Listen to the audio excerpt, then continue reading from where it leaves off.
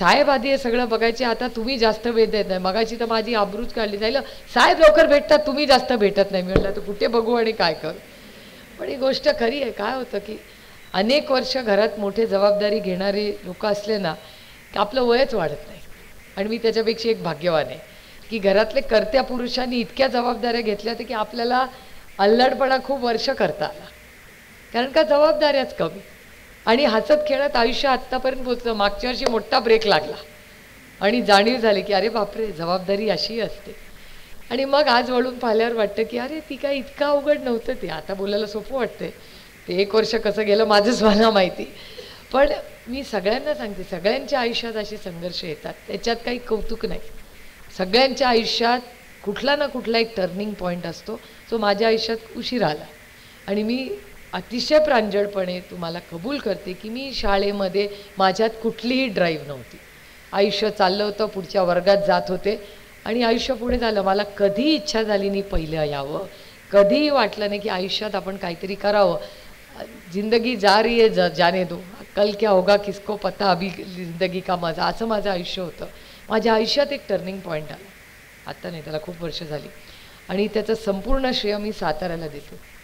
रयत शिक्षण संस्थेच्या कार्यक्रमाला गेले होते आणि तिथून मी लक्ष्मण मानेंच्या शाळेला, संस्थेला भेट दिली. आणि भटक्या विमुक्त समाजाच्या मुलांचं आयुष्य माझ्या आयुष्यातलं टर्निंग पॉईंट होता.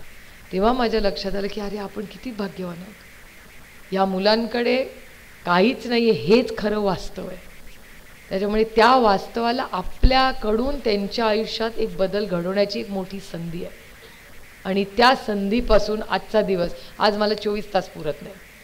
म्हणजे आज जी आई मला म्हणायची काहीतरी कर ग, उठ ग, किती तुझा आळस, तीच आई मला आता म्हणते सुप्रिया आता बास. जे हा चेंज प्रत्येकाच्या आयुष्यात येतो.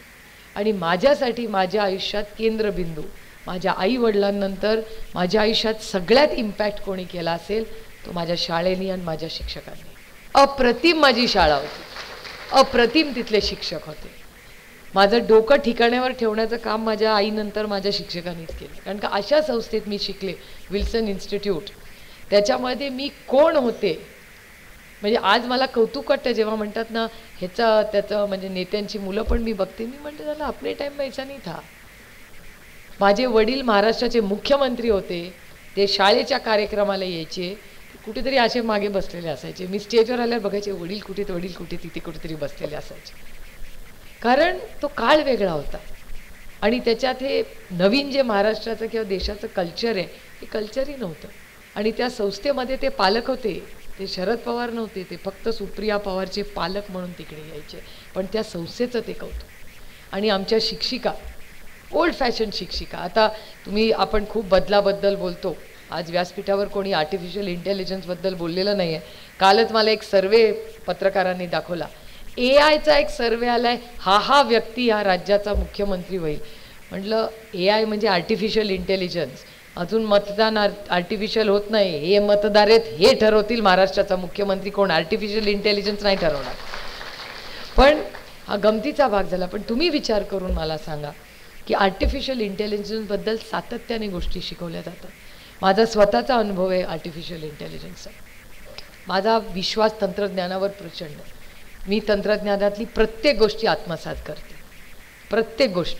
आणि त्याच्यामुळे मी माझी बुद्धिमत्ता कमी वापरायला लागली. मला कुणाचाही मोबाईल नंबर पाठ नाही. माझा मोबाईल जर बंद झाला आणि मला कुणाला फोन करायची वेळ आली तर 0 मार्क मिळतील मला.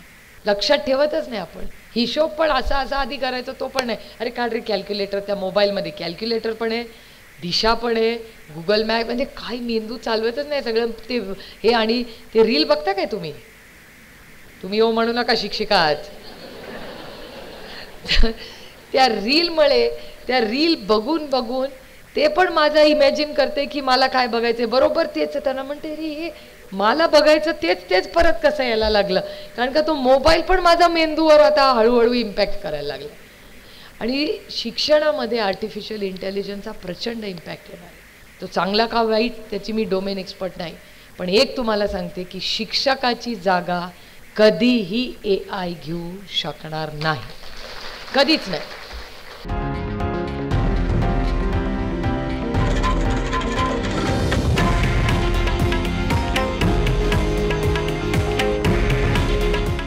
आहे देशातील नंबर 1 न्यूज नेटवर्क आणि आपण पाहत आहात TV9 मराठी.